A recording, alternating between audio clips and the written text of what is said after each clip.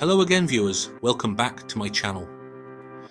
Today's story comes from subscriber Alf, all the way from Australia, and it's a candid and often humorous account of his dating experiences in Bangkok. Alf's story delves into the stark contrast between the nubile, slender beauties he initially encountered and the short, chubby women he eventually found genuine connection with. He shares his initial struggles to approach and date the seemingly perfect women, recounting disastrous dates filled with phone calls and disinterest. Alf's journey takes a turn when he decides to try online dating, only to face further disappointment. However, Alf's perspective shifts when he begins to appreciate the genuine connection and friendship he finds with the women who don't fit the conventional beauty standards. He explores the social dynamics and challenges these women face in finding love, and ultimately discovers that true connection goes beyond physical appearances. So, let's dive into Alf's story and explore his unique perspective on dating in Bangkok.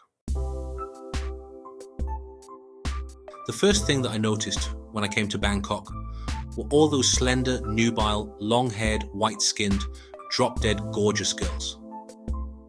It doesn't really matter where in Bangkok you are, but they are everywhere. I often think there must be a factory somewhere near the city that makes them and spits them out by the thousands every day. I was instantly smitten with all of them, but soon found out they were very hard to approach and even harder to ask for a date.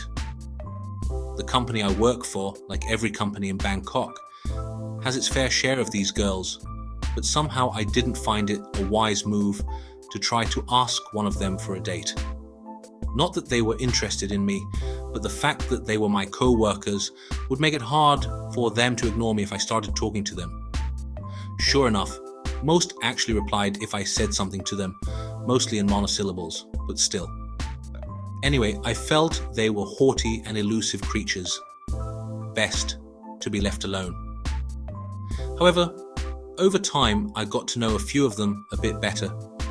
This took quite some months, and finally I was bold enough to ask one of them for a date.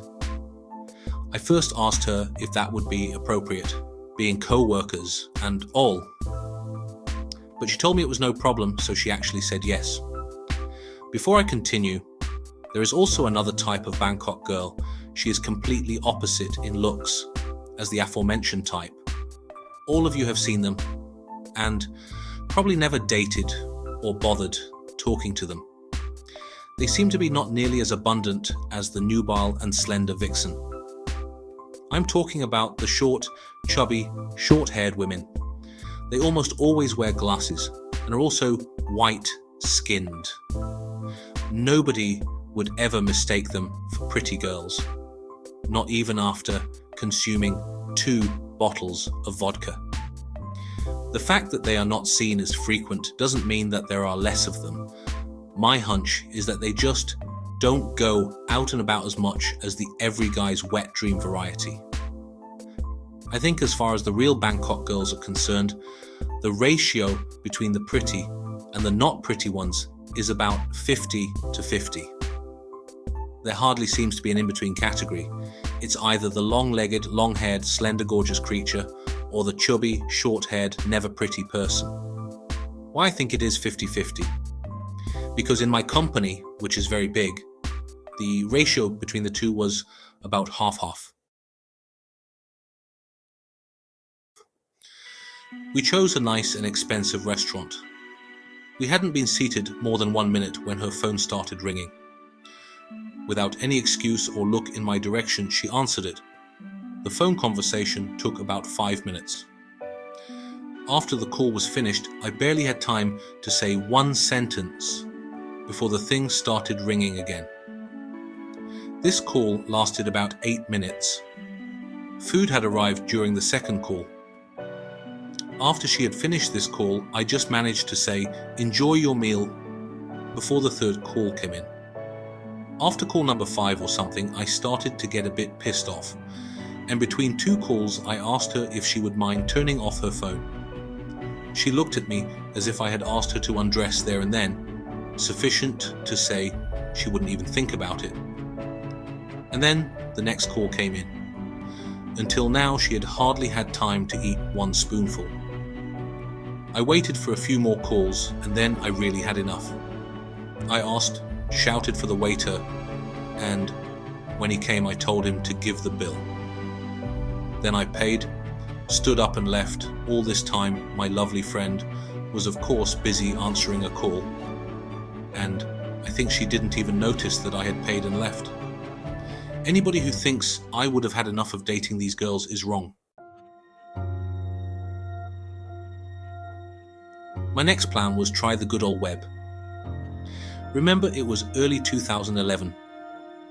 In those days, it was still possible for an average-looking white bloke to put his profile on a dating site and send messages to pretty Bangkok girls who would actually reply and even continue the contact until a date was scheduled. You won't have to try this anymore now. Nowadays, the Farang from around the globe have discovered the online Thai girl, and consequently, these girls now have more fans than the most famous Hollywood actor or actress. You have to really stand out in the crowd now to make them even remotely interested.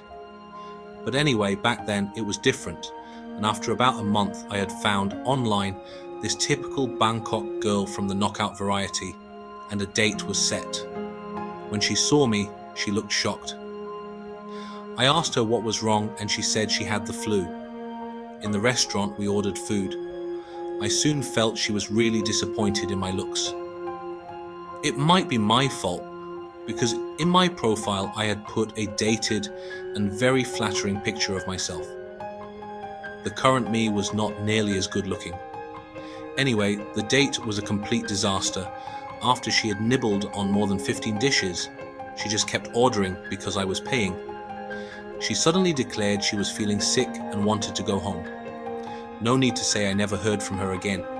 For an Aussie bloke, it needs a lot of banging his head against the wall before he realizes that this hurts and that the wall will not give in, so I tried again.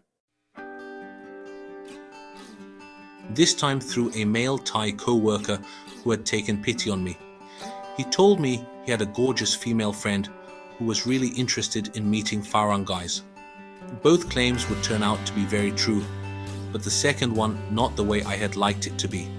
She wanted to meet up for the date in the Emporium. My Thai friend came with me to make the formal introductions, and then he left, leaving us alone. She was the most beautiful girl I had ever dated. She could easily be a top model in any country, except of course in Thailand, where her type abounds. She chose a fast food restaurant that had lots of other Farang milling around. When we were seated with our food, I tried to have a conversation with her, but she hardly had any interest in me. Her eyes kept wandering around the place, and I noticed they stopped at all those gorgeous Farang guys who were walking around, ordering food, and sitting at other tables. I felt like a fifth wheel here because she was obviously regretting that I was there when there could have been so many gorgeous guys to hunt. It was incredibly hard for her to make her eyes loose from those guys and to focus on what I was saying. I have to say she tried, but she would forget what I had told her in 1 minute. It just did not register. Finally, I could not bear it anymore. And when a tall and handsome Farang was walking past our table, she was almost drooling when she was looking at him. I asked him over, and to my friend's surprise, I told him my friend here wants me to introduce you to her. Well, the both of them had nothing against my move and were soon engaged in an intimate conversation.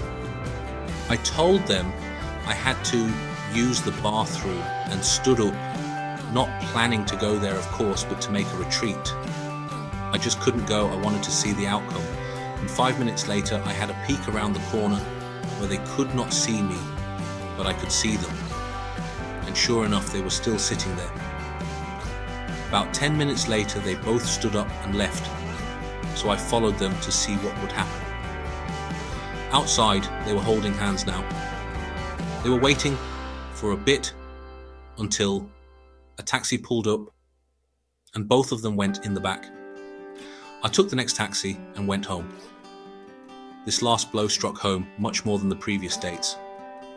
It took quite some time until I got over it, and had a date again, of course, equally disastrous. Until now, I had never had a date with the Bangkok girl variety, that nobody dates the more or less invisible girls who more often than not don't even look like girls. Of course, as many of them were also co-workers, I knew quite a few of them. And I had already, long ago, noticed that they were much more approachable, not arrogant, and always very friendly. Like I said, I had never dated one, but I felt they would be very willing, yes, flattered if somebody asked them for a date. Finally, after one too many disappointing dates, I knew it was time to either drastically lower my standards or to stop dating or stuff my pockets full of baht and hit the bars. I chose the first option and secured a date with a short and chubby co-worker with short hair and glasses. The date was a complete success.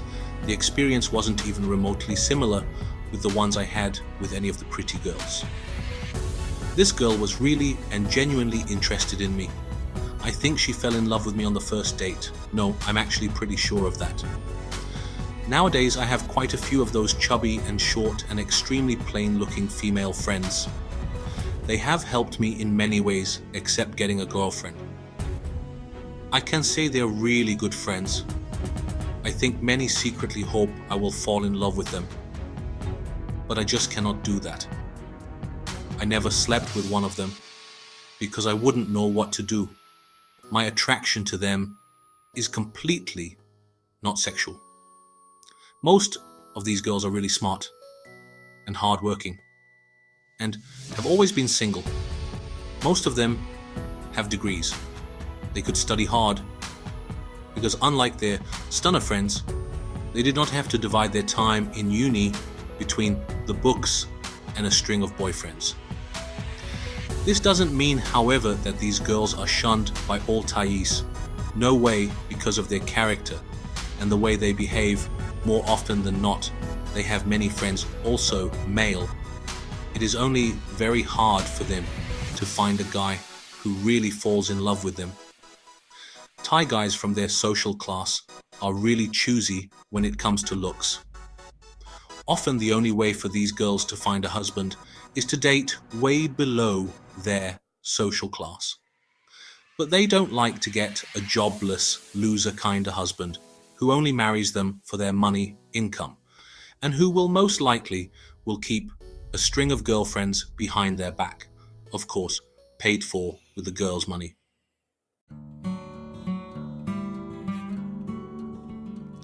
And that brings us to the end of Alf's insightful and often humorous journey through the Bangkok dating scene.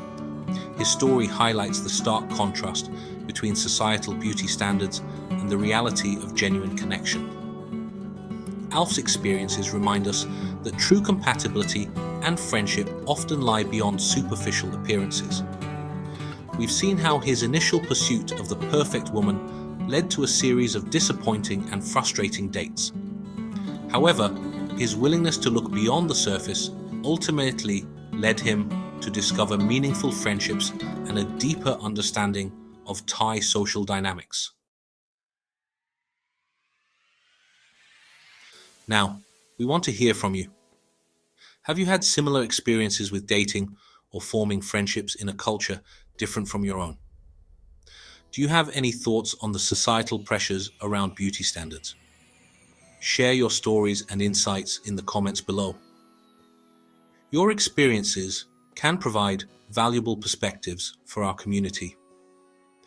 If you enjoyed Alf's candid and thought-provoking story, please give this video a thumbs up.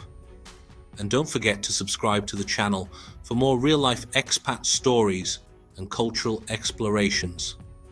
Your support helps us bring you more content like this. Thank you for watching, and we'll see you in the next video.